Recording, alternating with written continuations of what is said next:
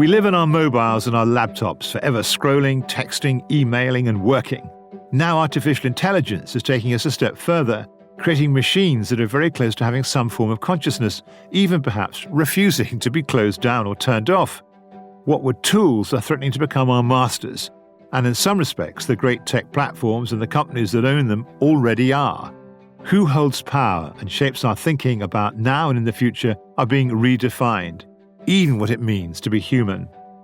Philosophers have been trying to figure out how we come to know the world and how to create ethical and moral codes by which to live by ever since Plato and Aristotle. But few philosophers today try to engage with the threats and possibilities of today's digital world. One is Professor Carissa Véliz, Associate Professor of Philosophy at the Institute for Ethics in AI at Oxford University and Fellow of Hertford College. A declaration of interest, she was one of my last appointments when I was the college's principal and already has made a name for herself as one of the most original, frontier-thinking philosophers that we thought she might when we hired her. In her first landmark book, Privacy is Power, she discussed the vital necessity of protecting our data as a precondition for sustaining our freedoms. But the algorithms constructed by AI and data don't just stop there. They have born a new era of database predictions masquerading as being objective scientific. But just as in the past, prediction morphs into prophecy, describing not just what might happen, but helping to make it happen by the act of forecasting.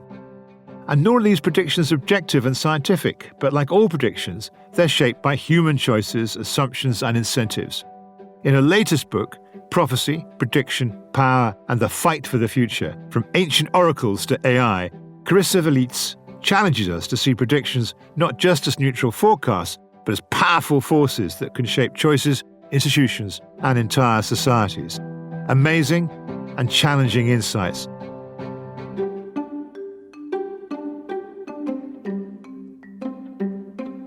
Let's start, Carissa, with Privacy is Power. I have to say I very much liked this book. I thought it was really important. It still is important, reminding us all that our data shouldn't be commercialized and commoditized, but it's fundamental to our kind of freedom. Do you want to just spell that out? Yes, thank you so much. Well, Privacy is Power was a book that I wrote very much in the middle of the pandemic when surveillance was increasing and data collection was increasing. And one of the sad facts is that it's still just as current, that nothing has fundamentally changed. Even with large language models, we have more of the same. Even though these days we hear a lot about AI and we're talking a lot about the problems of AI, much of the conversation seems to suggest that all of the problems are equally important or that are on the same level. And one of the boldest claims of Privacy is Power is that no, it all starts with surveillance. Surveillance is the fundamental sin of digital technology and something that we used to only consider acceptable for suspects of criminal offenses now funds the vast majority of the internet. It's extraordinary, isn't it? I mean, I don't think people kind of are aware that actually just using your mobile, using your laptop, using your PC reveals potentially so much about yourself. You have your protective code set on your kind of mobile and imagine that you're more or less, you kind of protective bubble, but you're not. Yeah, and even more so, I'm not sure people realize the political implications of that. There is a good reason why we tend to associate surveillance with authoritarian regimes. And when we apply this level of surveillance to liberal democracy, what we're doing in practice is to ask how much surveillance can democracy take? And I really hope we don't find out, but I'm afraid that we might. I think it's worth reminding people. Navalny, the Russian dissident who was murdered in jail, people just going to lay flowers on his memorial. Photographs are taken on them as they walk in or walk out. The state knows who they are. The way the Iranian authorities cracked down on the kind of huge uprisings in Tehran and all round kind of Iran, same story. Daily in China, these are without contemporary technology, the Russians, nor the Iranians, nor the Chinese could do what they do. And that technology is available in the democracies in the West. Yes, and technology is not neutral. It's built to do something. And surveillance technologies are built to make it very easy to control, to track. And because we're social beings, what we tend to control the most and track the most is other human beings. So sure, you can use the technology to track your keys, but everybody knows that we're using it mostly to track other human beings. And if you think about East Germany, East Berlin, it was extremely expensive to have someone surveilled. And because it was so expensive, the state could only manage to surveil about a third or a fourth of the population, depending on estimates. But now, digital tech has made it so easy and so cheap that it's almost easier to surveil than not to, because the default has become data collection. Just give us an example, Carissa, of what that means in a kind of democracy like ours. Well, it means that your phone is picking up thousands of data points about you every day. And that includes things like where do you live, where do you work, who are your friends, who are your families, who are your colleagues, who do you talk with, what kind of things do you read online, how much do you owe, your educational background, your political tendencies, your sexual practices, your purchasing power, your tastes in music, which might say things about your personality, but also whether you might be depressed. And all of that gets bundled into a data file that gets sold to the highest bidder. Sometimes it can be an insurance company or a bank or a prospective employer. And that means that it makes us all incredibly vulnerable, not only as individuals who, you might be extorted for money or you might have your identity stolen, but also as citizens. And some of these citizens have important jobs. And so a couple of days ago, or a few days ago, there was this story in the British press about how Labour went around surveilling journalists who were publishing uncomfortable stories about them. When journalists become so vulnerable because we're all carrying our phones, we are really endangering investigative journalism. And without a strong investigative journalism and a strong free press, there is no democracy. So without privacy, we don't have democracy. Very, very compelling. I mean, would you say the same about, what's very controversial in the States at the moment, the Immigration and Customs Enforcement, ICE, kind of the work they're doing in kind of cities around, kind of sanctuary cities around the United States? It's a constant in time and in geographies that one of the first things that governments who want to dominate citizens and non-citizens do is go after the data. This is something we see over and over and over again. And we should learn from history because it's so relevant. The upsides of this technology, I mean, I enjoy Spotify, frankly. I like scrolling through X and LinkedIn on my mobile. Without access to my browsers, where would I be? And I've even begun using ChatGPT, actually, which I find actually quite... My condolences.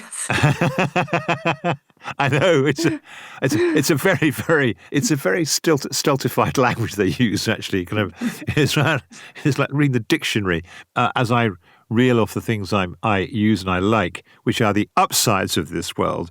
Are you thinking, well, I don't do any of that because I've written this book, and I realise that but doing any of that is to surrender too much data to the tech platform? No, I do. And as an author, I need my book to be known, and the only way to do that these days is to be on social media. So I do, and I don't enjoy it, and I wish I didn't. However, much of what we do enjoy, so I enjoy Spotify and I enjoy Netflix or whatever it might be, we could have it without this surveillance system. Because that narrative is one that comes from the tech companies. They tell us, sure, we surveil you, but look at how these shiny products fill your life. And of course, we could have the shiny products without the surveillance. So we listened to music way before Spotify ever came about. And sure, Spotify makes it easier to find some things. That convenience doesn't come from the surveillance. it comes from other technologies, and the surveillance is just a way to fund it. And there are other business models that are a lot less toxic for society. And here's the main problem, that all of that surveillance machine is put at the service of prediction. So my second book is about prediction because it's the second greatest sin for digital tech. Because if companies and governments didn't want to try to predict what we're going to do next, they wouldn't have a reason to surveil us. And that prediction, as you mentioned in the introduction, is not neutral and it's not scientific. It's not like us trying to predict whether it's going to rain tomorrow. That prediction has no effect on the clouds. Whether it's going to rain or not is completely independent of that prediction. But when you make a prediction about a human being, that has an effect on that human being, not only because it can change their expectations, but it changes the expectations of everybody around them. And so there's this tendency for predictions to become self-fulfilling prophecy. So let me give you an example. In this journey of working in digital tech, I've met a guy who told me the story that every time he asks for a job the normal way, through a LinkedIn application or a formal application, he gets denied by the algorithm. But then he gets offered these very high-paying jobs by the CEOs of these tech companies, and there's something in his CV that is extraordinary. And algorithms don't do extraordinary. They're very good at making predictions based on the normal curve. But when you have someone who's different in some way, it doesn't know what to do with it. And so it tends to reject it. What was the reason why was it a he or a she that was the? It's a he. It was a he. He doesn't know. He doesn't. He doesn't know what the something was in his CV. No, nobody has figured it out. But he's a brilliant computer scientist, and everybody wants him. Except he can't apply the normal way because then the algorithms filter him out. Is there an appetite for prediction and more accurate prediction that fallible human beings want to know? And I'd love to know. I can't imagine a world in which we're going to take away that appetite for having some better grasp of future behaviors. No, we won't. But I think we can temper it and we can educate it and we can better understand what we're doing when we're either engaging in predictions or we're believing someone else's prediction. So what I propose is I look at my app every day to see if it's going to rain, and if it says it's going to rain, I'm going to take my umbrella.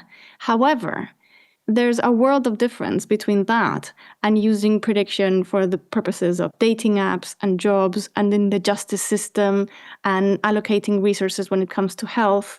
There has to be a public debate that we're not even having right now.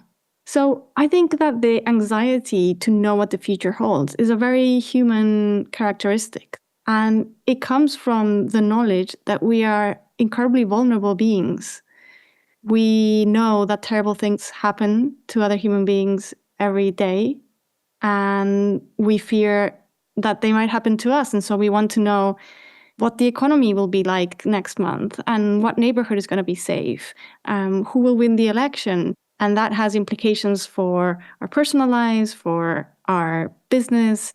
However, that makes us incredibly vulnerable to charlatans because we are so anxious to know what the future holds that we will give money to basically anyone for them to reassure us. And the main product of prediction is anxiety relief. It's giving you the illusion that it's going to be okay because you know what the future holds. But the fact of the matter is that the future is unwritten and it's completely unpredictable. And not only that, the most important events in your life and in our collective lives are the most unpredictable. So it's really easy to see what's ahead when the road is completely straight. It's the curves that make it hard. And it's the curves that we really would like to know about. And so having the illusion that you know what the future holds when in fact you know less than ever is actually not going to help you. One of the characteristics that we would do well to cultivate as individuals, as business people, as policymakers, as politicians, whatever you are, is the ability to sit with uncertainty. And in many difficult situations in life, the person who has more tolerance for uncertainty is the one who can keep a cool head and be realistic and kind of win in that game.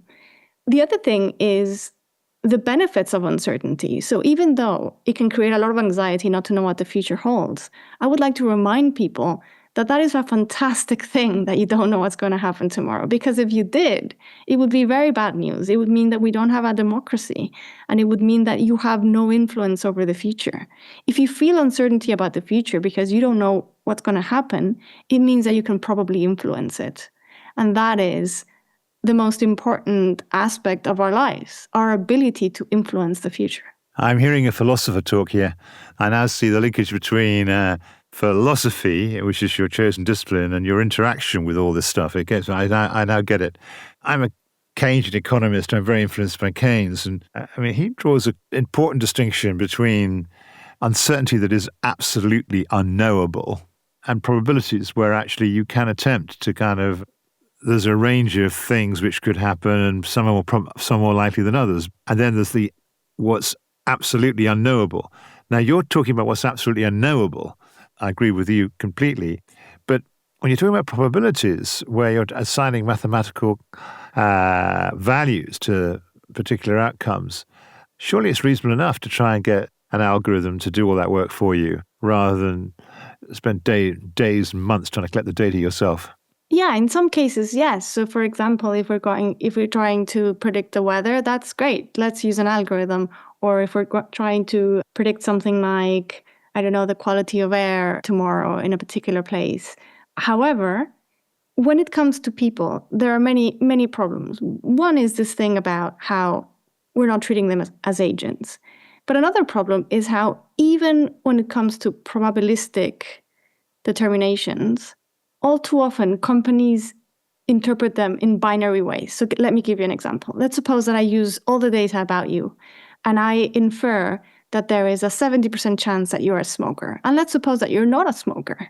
But a company is not going to care. As long as the probability is high enough, it's easier to treat you as a smoker. And that means that you might not get a job, or that you might have to pay higher premiums for your insurance, or all kinds of other things.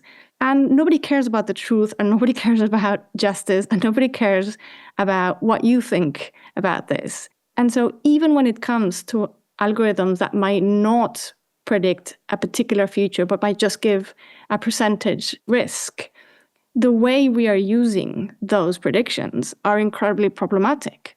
It's interesting, right now, anyone can make any prediction about you without asking for your permission, without telling you that they're making a prediction about you, and using it in pretty much any way, without any kind of supervision or public debate about whether this is okay. Yes, it's astonishing. I find this very compelling. You're right. How does the kind of woman in the street, the man in the street, handle all this? How can you deal with a false oracle, if you like, a false prophet? Well, in a variety of ways. The first one is to understand that AI, machine learning in particular, the kind of AI that we're using, is nothing but a predictive machine. Whether it's predicting the output of text or an image, or whether it's making a decision about a loan, the only thing that it does is prediction. And so to bear in mind that when you're dealing with AI, you're dealing with a probabilistic analysis. You're not dealing with facts. And the second thing is that when you hear a prediction, say by a tech executive or a politician or whoever the prophet might be, to pause for a second, recognize it as a prediction, and then realize that there are power plays there. So often predictions are very misleading because they sound like descriptions of the world or hypotheses about the future of the world. So somebody might say, in the future, we will use AI for everything. And when you analyze the speech behind a prediction, you realize that in the words of J.L. Austin, who was a philosopher who studied speech, this is a speech act. So Austin had this idea that we do things with words. We don't only describe the world, but we do other things with words. So for example, when you tell your child that they have to clean up their room, what you're doing is commanding that they do something, and that's doing something with words. So when a prophet says, tomorrow we're going to use AI for everything, what they're doing is actually ordering. It's an order. They're telling you, go out there, buy AI. They're instilling the fear of missing out in you and fulfill my vision of the world, which interests me because, they have a company that produces AI and it's going to make them even richer. And the appropriate attitude towards a prediction is not to believe it automatically. It's not to treat it as a fact, but to question it. So ask questions. Who is this guy? Why is he making this prediction? Who is this prediction going to benefit? Is it made with data? What kind of data? Who collected the data? Why? And then defy it. If it's a prediction if it's not the world you would like to live in, then the appropriate response is to defy it, is no, tomorrow we won't use AI for this because we as a society decide that it's not appropriate. So I try to remind readers of the power we have. We are more empowered than we think in the choices we make in our everyday lives. And every time we choose, for example, analog instead of digital, we protect ourselves from these kind of prophecies and these kind of false prophets. So every time you choose to read a paper book instead of a Kindle book, part of what you're doing is protecting yourself from this world of the new prophets. We'd like to tell you about another podcast from our friends over at The Conversation. They're a not-for-profit news and analysis platform pairing academics with journalists on every story. In their podcast, The Conversation Weekly, host Gemma Ware sits down with an academic expert every week to discuss a topic in the news to understand how we got here. From global politics to the latest scientific breakthroughs or the big dilemmas facing our planet, they talk to experts from all over the world who draw on years of research knowledge to pull out what really matters so that you can understand the context without the spin. New episodes of The Conversation Weekly land every Thursday, and you can find them wherever you get your podcasts.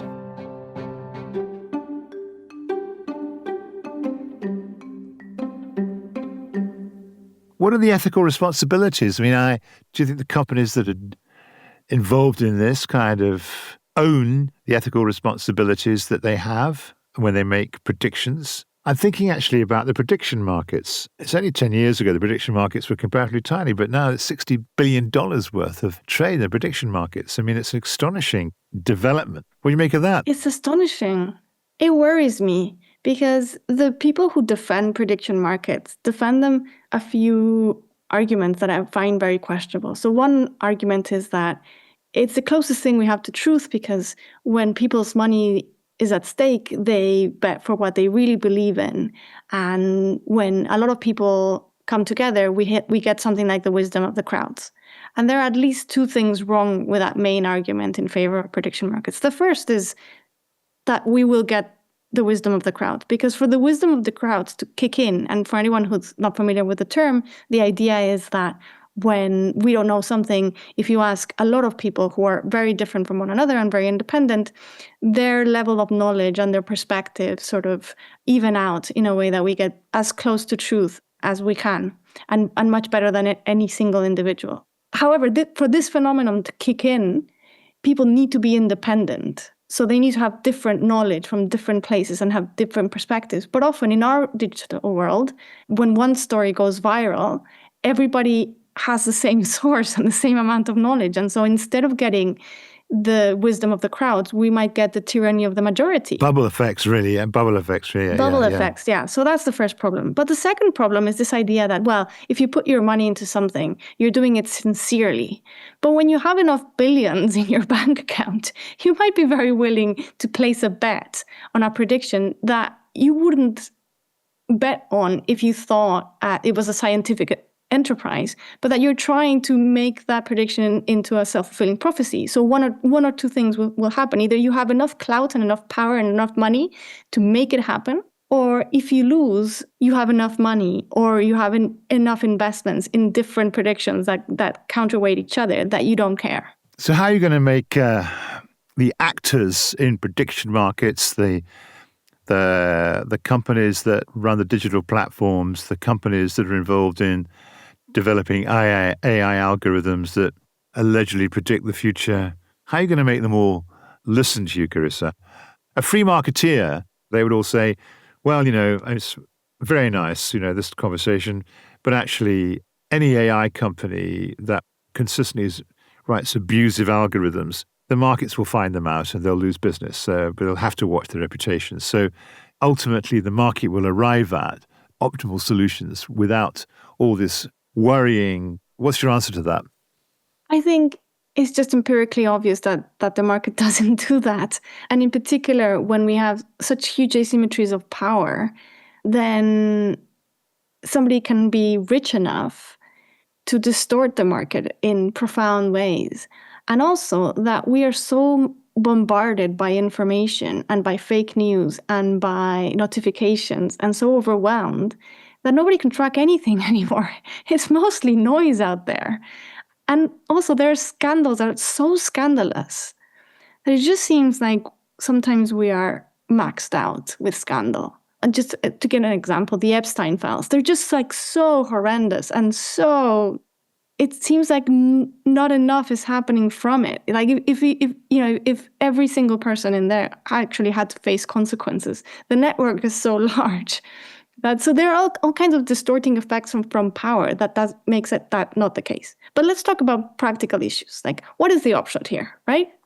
The ambitions can be wide, and it depends. I think, at a minimum, if all citizens were much more aware and much more critical of what predictions are, how are they being used, and much more savvy about identifying and questioning them, we would already have a better quality of democracy just on the basis of having a more informed citizenry. So even if that was the only effect of this public debate, that would be valuable enough. But then I think we have business people, and I think there are lots of reasons for why a CEO and C-suite executives we would want to be more critical about predictions, because often they're being sold AI like this thing that if they don't have, they're missing out on, and that's actually making them a lot more vulnerable to some of the biggest risks in their companies. So if this book can lead executives to build more robust companies, that would also be already incredibly valuable, not only for the companies themselves, but for society as a whole. Because when our companies are more robust, that means that as a society, we will be more robust as well. And then we come to policymaking. And I think this is the trickiest part. I don't know which would be the perfect kind of regulation for predictions. And partly, this is a very different book than Privacy is Power, because with Privacy is Power, I suggested what the regulations should be. I think we had much more experience with that, and it was much clearer to me. In this book, it's more like, we're not even having the conversation. We should put on the table the question of how predictions should be regulated. It's clear to me that it's not okay to just allow anyone to make a prediction about anyone else in any context with any kind of consequence and then have no kind of framework or guidelines. But what is the answer? I don't know. But for example, I think some things might be clear. If somebody's going to make a prediction about you that's going to make it more or less likely that you will get important life opportunities, you should at least be notified that it's happening, which is not the case. And for certain kinds or conversely, diminish your life opportunities. I mean, yeah. You should at least know of it. Conversely, for certain kinds of things, for example, in the justice system, we shouldn't use prediction, because the justice system is supposed to be based on what you did and what you deserve on the basis of what you did, not on what the future holds and not on what somebody thinks about you in the future. So I think there are some areas in which we can gain more clarity, and then we have to have a conversation. It's rather a revelatory conversation, this, actually. I mean, I don't think many people listening will have actually got this far. I mean, in their own thinking about. I mean, when I was alerted to you, I mean, the first book, Privacy is Power, I mean, was all very clear. This is much more problematic, I think, and it's interesting you acknowledge that. Yes, it's problematic because we do need predictions. But for example, another line that I think we should draw is between individual prediction and population level prediction. It's clear that we need to know roughly how many people in 100,000 are going to get a heart attack so that we can have the resources to attend to them, and insurance companies need to know, etc. But from that to trying to predict whether anyone in particular is going to have a heart attack, that is morally much, much, much more problematic. And at the moment, what we're seeing, the trend in insurance is to go from population level predictions to individualized prediction. And what that means in practice is that insurance loses its reason to be, because insurance is about pooling risks. Yep. And once you start billing people for their individual risks, well, people might just as well not have insurance at all and pay for their own way, because that's essentially what we're getting to. How does philosophy help you get to answers to these fundamental questions you've been raising? I've had a lot of fun in this book. I don't know if it shows, but this book is post-tenure. And so this time I really wrote the book that I wanted to write. One of the stories that I get into in the book is how ancient Greece was obsessed with divination, and we have inherited that kind of poison. But just like jewelweed tends to grow next to poison ivy and be the antidote to it, ancient Greece also gave us philosophy. And I don't mean this very metaphorically. I mean that, ancient philosophers did rise in connection and as a challenge to a lot of the other trends that were happening related to myths and divination and this kind of magical thinking. That's interesting. So you're saying that, Aristotle and Plato and others, Socrates, they're surrounded by kind of all the lunacy of oracles and all the lunacy of myth. And so they start kind of engaging with, let's ask some hard questions about all this. Exactly. So you're saying that you're inheriting their mantle, Carissa, 2,000 years later, in challenging allegedly scientific objective predictions and saying, no, come on, let's really quarry into this. There's some madness here. Exactly. We need more. I mean, obviously I'm biased, but we need more philosophy. We need people to be much more critical against these prophets that very often end up being charlatans. Well, you're hoping, showing that philosophy is really a branch of social science there, Carissa. Looking for ever where you cross over from being a humanity to being a social scientist. Look, it's been a fantastic conversation, and I think both books actually, Privacy is Power, Prophecy, Prediction, Power, and The Fight for the Future, From Ancient Oracles to AI, promises to be no less significant and important. So thank you very much. Thank you. Very great conversation. Thank you so much for having me, Will. Thank you so much for listening. The We Society is brought to you by the Academy of Social Sciences in association with the Leverhulme Trust and the Nuffield Foundation. I'm Will Hutton. The producer is Emily Finch, and it's a whistle-down production. If you haven't already, please subscribe to the podcast, leave a comment, share with your colleagues and friends. And thank you so much for listening.